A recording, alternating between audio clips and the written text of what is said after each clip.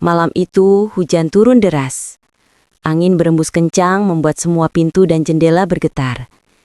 Di teras kecil rumahku hanya ada aku dan dia. Suara hujan begitu dekat. Dan di antara dinginnya malam itu, ada sesuatu yang hangat yang tak seharusnya terjadi. Assalamualaikum warahmatullahi wabarakatuh. Halo sahabat semua, apa kabar hari ini? Semoga kalian selalu dalam keadaan sehat, bahagia, dan diberkahi Allah Subhanahu wa Ta'ala. Seperti biasa, sebelum kita mulai kisah nyata yang penuh makna ini, coba tuliskan di kolom komentar. Kalian sedang menonton dari kota mana? Aku seneng banget bisa tahu. Ternyata penonton kita datang dari berbagai daerah. Dan jangan lupa ya, untuk mendukung channel ini, klik subscribe, tekan tombol like, dan share video ini biar semakin banyak orang yang bisa mengambil hikmah dari kisah nyata yang akan kita dengarkan bersama. Karena di video kali ini, aku akan bercerita tentang seorang wanita yang hidupnya tampak tenang dan sederhana. Tapi di balik kesunyiannya, ia menyimpan kisah yang tak pernah ia bayangkan akan terjadi. Inilah kisah tentang Tante Dina yang kesepian dan tetangganya yang selalu menemani. Namaku Dina, umurku 45 tahun. Sudah 5 tahun aku hidup sendiri setelah suamiku meninggal karena sakit. Sejak kepergiannya, rumah ini terasa berbeda. Sepi, dingin, seperti kehilangan nyawa. Aku tinggal di rumah kecil peninggalan suamiku di pinggiran kota yang tenang. Anakku satu-satunya kini kuliah di luar kota. Hanya pulang sesekali di hari libur. Sisa hariku kuhabiskan menjaga toko sembako kecil di depan rumah. Itu satu-satunya peninggalan suamiku yang masih kupertahankan. Bukan karena untung besar, tapi karena di sanalah aku merasa masih berguna. Setiap pagi, aku membuka toko sambil menyiapkan kopi, menyambut langganan yang sudah seperti keluarga. Tapi begitu senja datang dan pintu tokoku tutup, keheningan menyergap. Tidak ada lagi suara langkah suamiku.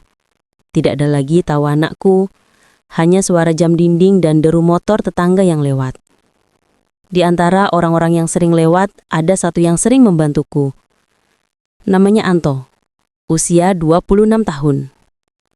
Tetanggaku yang tinggal 2 rumah di sebelah, seorang pemuda sederhana, sopan, dan rajin. Setiap kali ada yang rusak di rumahku, lampu, tabung, gas, keran bocor, Anto selalu siap datang, tanpa banyak bicara. Aku sering menggoda sambil berkata, "Kalau nggak ada kamu, rumah tante bisa gelap terus, Ton." Dan dia selalu membalas dengan senyum malu. Namanya juga tetangga, Tan. Selama bisa bantu, kenapa enggak? Awalnya semua terasa biasa saja. Hanya hubungan baik antara janda paruh baya dan pemuda yang ringan tangan. Tapi entah sejak kapan, aku mulai memperhatikan caranya bicara, caranya menatap. Selalu sopan tapi hangat. Kadang saat ia membantu di toko, aku diam-diam memperhatikan dari jauh. Ada ketulusan yang jarang kutemui lagi. Sementara Anto sendiri tampak selalu berusaha membuatku tersenyum. Membetulkan rak toko, mengganti neon, atau sekedar mengantar barang belanjaan. Namun di balik senyum dan obrolan ringan itu, aku tahu ada sesuatu yang perlahan tumbuh di antara kami. Sesuatu yang belum berani kuakui, bahkan pada diriku sendiri. Malam demi malam berlalu, dan di tengah sepinya hidupku, hanya langkah Anto yang selalu kutunggu. Hari demi hari terasa berjalan lambat di hidupku. Rutinitas toko, pelanggan yang itu-itu saja, suara motor lewat setiap pagi, semua mulai terasa hampa. Tapi entah mengapa, sejak beberapa waktu terakhir, aku tak lagi terlalu gelisah dengan kesunyian itu. Karena aku tahu akan ada seseorang yang datang sore nanti. Anto, pemuda itu selalu muncul tanpa diminta. Membawa senyum sederhana dan kalimat singkat. "Tante, butuh bantuan apa hari ini?" Kadang hanya mengganti lampu toko. Kadang sekedar duduk di kursi depan sambil bercerita hal-hal ringan.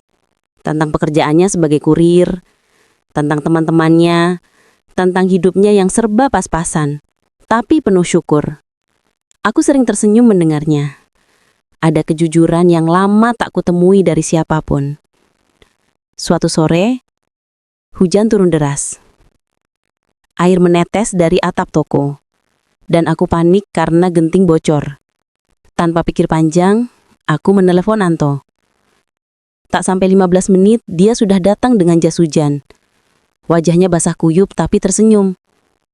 Kalau nunggu tukang panggilan pasti lama. Saya bantu dulu aja. Aku melihatnya bekerja dari dalam toko. Tangannya cekatan. Tubuhnya berusaha menahan dingin hujan. Ada perasaan aneh yang muncul di dada. Bukan sekedar rasa terima kasih, tapi sesuatu yang lebih hangat, lebih dalam. Sore itu setelah selesai, aku menawarinya teh hangat. Kami duduk di depan toko, memandangi hujan bersama. Tak banyak kata, hanya suara air yang jatuh di atap, dan sesekali tawa kecil di antara kami. Tante sendirian terus gak bosen? Tanyanya tiba-tiba. Aku tersenyum tipis. Udah biasa, Ton. Kadang malah lupa rasanya rame. Ia menatapku sebentar, lalu menunduk. Kalau saya, malah takut sendirian. Ucapan itu membuatku diam. Ada kejujuran yang menembus pertahananku.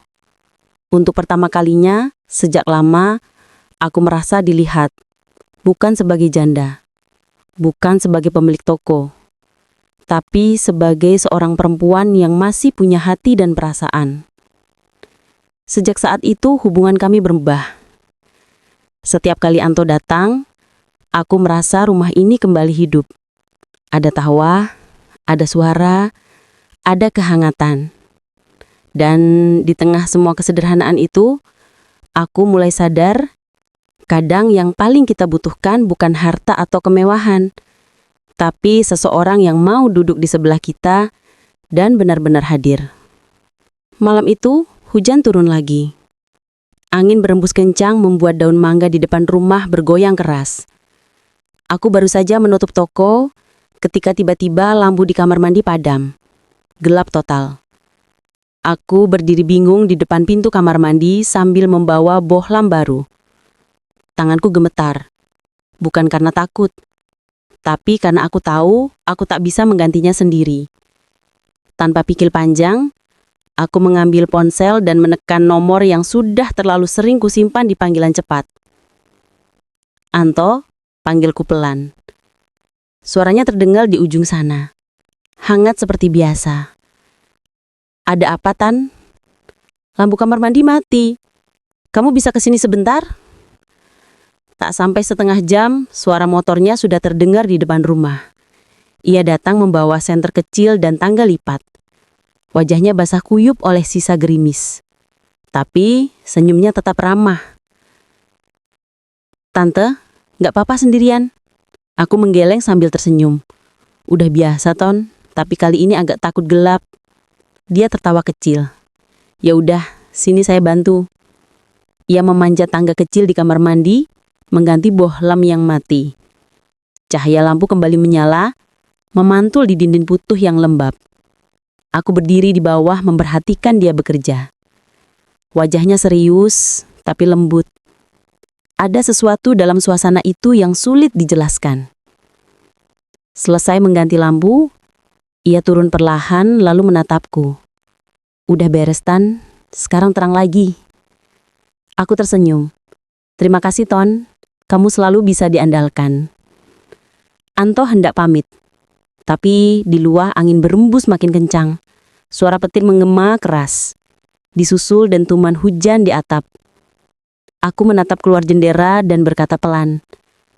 Hujannya deras banget. Tunggu reda dulu aja ya. Temani Tante, ngobrol sebentar. Ia terdiam lalu mengangguk pelan. Boleh, Tan. Kami duduk di ruang tamu, hanya ditemani suara hujan dan cahaya lampu yang redup. Obrolan mengalir ringan. Tentang masa kecilnya. Tentang bagaimana ia dulu sering membantu ibunya di warung. Aku mendengar.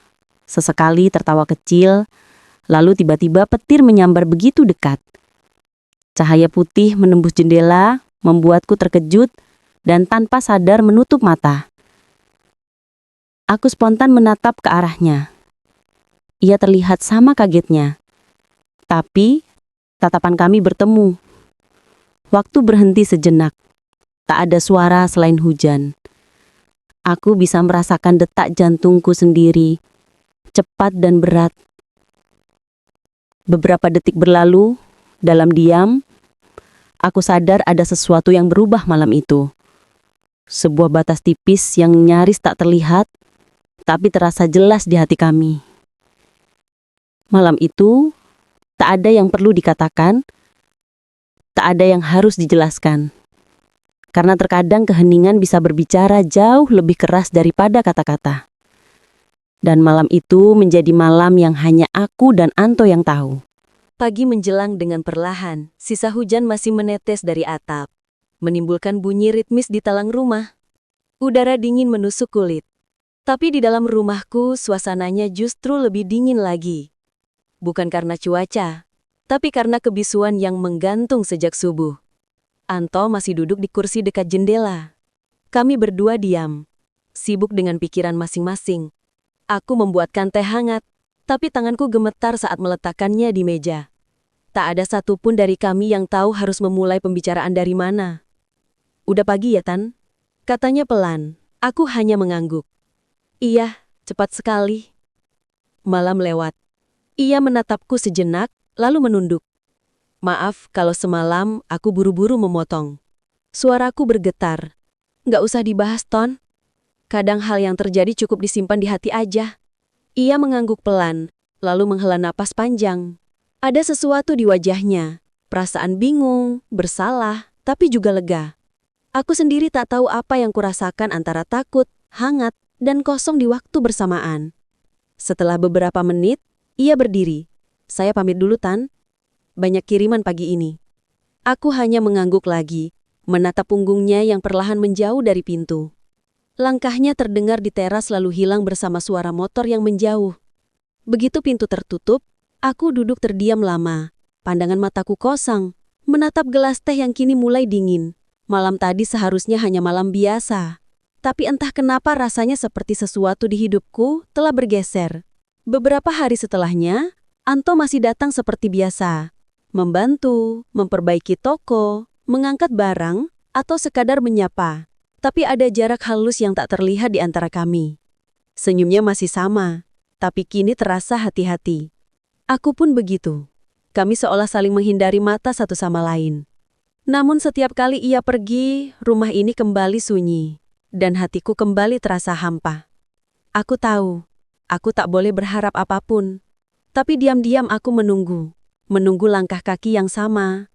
Suara motor yang sama yang membuat rumah ini terasa hidup kembali. Kadang aku berdiri di depan toko sambil menatap jalan. Setiap suara motor yang lewat membuat jantungku berdebar. Berharap itu dia. Dan saat yang kutunggu akhirnya datang, aku pura-pura sibuk. Padahal di dalam hati aku tahu, rasa itu belum benar-benar hilang. Hari-hari berikutnya berjalan seperti biasa. Setidaknya, dari luar, toko sembakoku tetap buka tiap pagi. Pelanggan tetap datang silih berganti. Dan kehidupan di kampungku berjalan tanpa banyak perubahan. Namun di dalam diriku, semuanya terasa berbeda. Setiap kali menatap rak-rak toko, kursi di teras, atau gelas teh di meja, aku selalu teringat malam itu. Sebuah malam yang tidak pernah benar-benar ingin kuulang, tapi juga tidak bisa kulupakan. Anto masih sesekali datang, tapi kini hanya jika benar-benar kubutuhkan. Ia tak lagi duduk santai seperti dulu, tak lagi bercanda ringan. Semua terasa kaku dan formal. "Tante, saya pasang gasnya ya." "Iya, Ton, terima kasih." Hanya itu. Tak ada lagi tawa, tak ada obrolan panjang. Kadang aku ingin memecah keheningan itu, tapi selalu berhenti sebelum kata-kata keluar. Karena aku tahu satu kalimat salah saja bisa membuka luka yang belum sembuh. Suatu sore, aku melihatnya dari jauh. Ia sedang membantu warga lain memperbaiki pagar rumah. Wajahnya tampak lelah, tapi senyumnya tetap tulus. Aku berdiri di balik jendela, menatap diam-diam. Entah kenapa mataku panas. "Kamu orang baik, Ton." Kata itu keluar lirih dari bibirku. Tak terdengar siapapun. Malam harinya, aku duduk di teras sambil menatap langit yang gelap. Hujan turun pelan seperti dulu, tapi kali ini aku sendirian. Benar-benar sendiri. Aku menyesap teh hangat dan menarik napas panjang. Aku sadar, ada hal-hal yang memang tidak seharusnya terjadi. Dan jikapun terjadi, cukup disimpan dalam hati sebagai pelajaran. Beberapa minggu kemudian, Anto mendapat pekerjaan baru di luar kota. Ia datang berpamitan, membawa senyuman yang sedikit gugup. "Tante, saya cuma mau bilang terima kasih. Banyak hal yang saya pelajari dari Tante." Aku menatapnya lama, berusaha tegar. "Hati-hati di sana ya, Ton.